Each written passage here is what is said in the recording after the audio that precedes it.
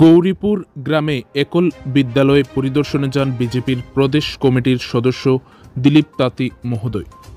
12 June বুধবার বিকেল আনুমানিক 5টা নাগাদ উত্তর ত্রিপুরা জেলার 54 কর্তৃক কদমতলা বিধানসভা কেন্দ্রের অন্তর্গত গৌরীপুর গ্রামে একল বিদ্যালয় পরিদর্শনে যান বিজেপির প্রদেশ কমিটির সদস্য দিলীপ তাঁতি মহোদয়।